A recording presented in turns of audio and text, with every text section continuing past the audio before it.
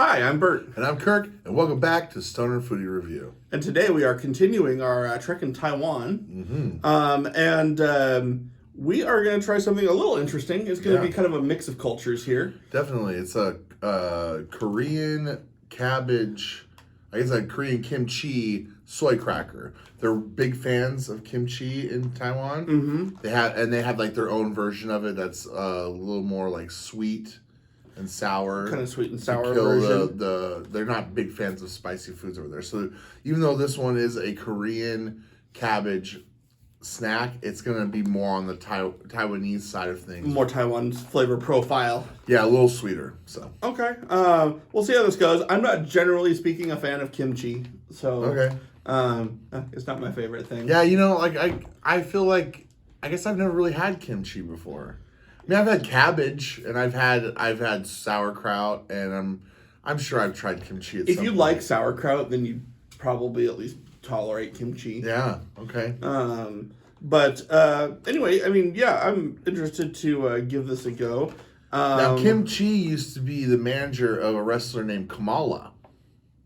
Oh, God. The Ugandan giant Kamala.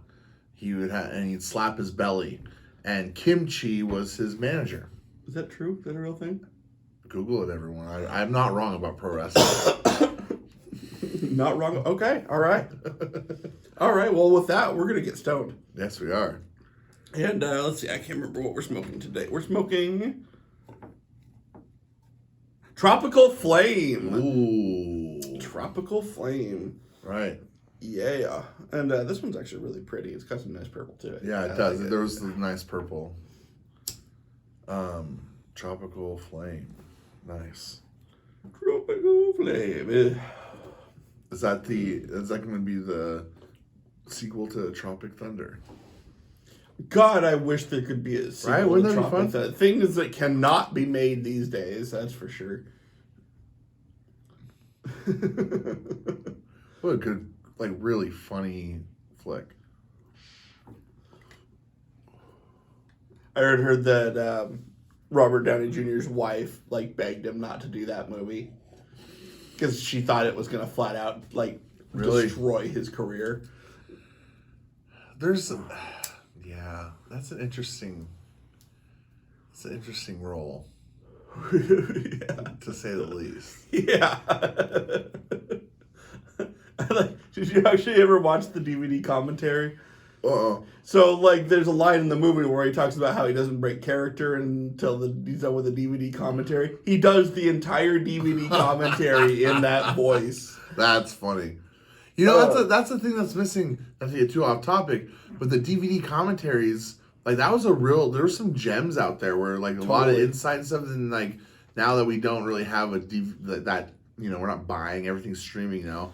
They don't have that option. They should start putting that option on some of these streamers. I do miss that. I do miss watching the behind the scenes shit and all that stuff. Now you have to go searching for it, which I'm sure it's still out there. Yeah. But I remember the commentary for Step Brothers. If you listen to that, they do it in a musical. They have a keyboard in there, and Will Ferrell's just singing about the making of the movie. It's real goofy and very funny and hilarious. It was a gem.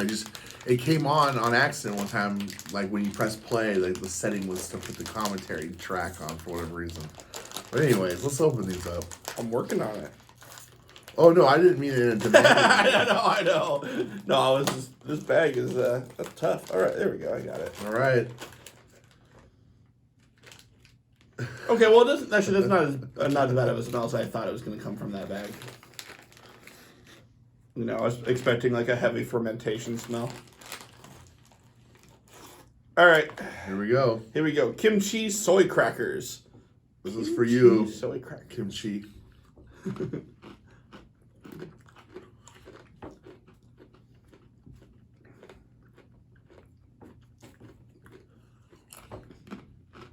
Okay.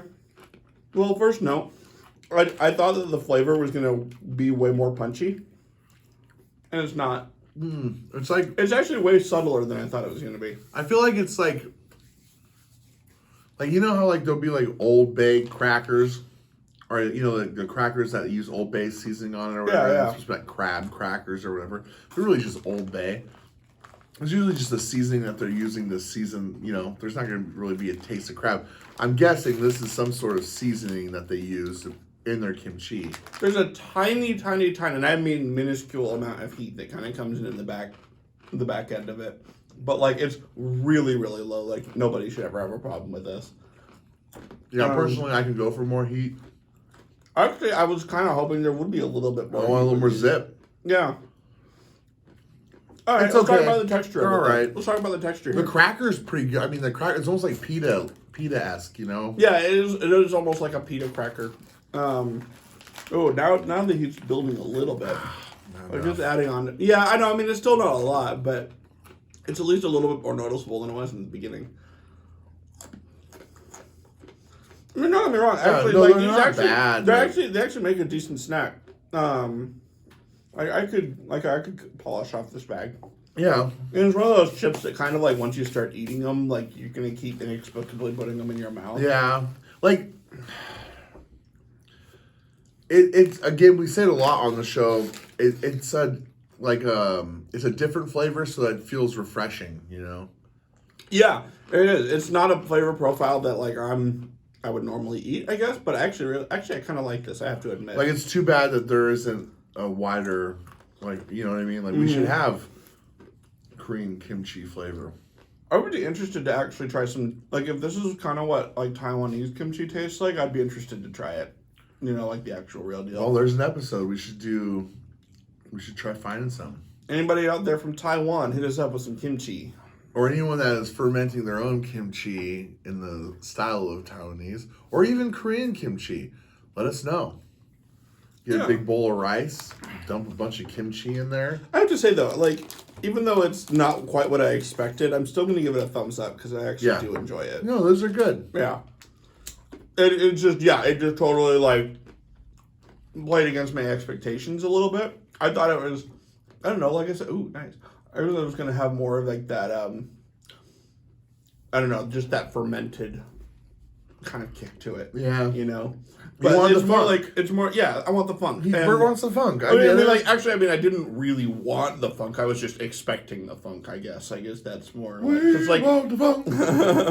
We gotta have the funk. Oh, we want the funk. Anyways. Yeah. I feel ya. But yeah, no, I mean, it's actually a delightful little snack. Especially now that I'm kind of used to what that flavor profile is. Yeah. Like, I could nom down on that. Yeah. And the fact that it's soy is, I mean, soy is not my favorite thing in the world, but, it's at least, I guess, moderately healthy for you-ish.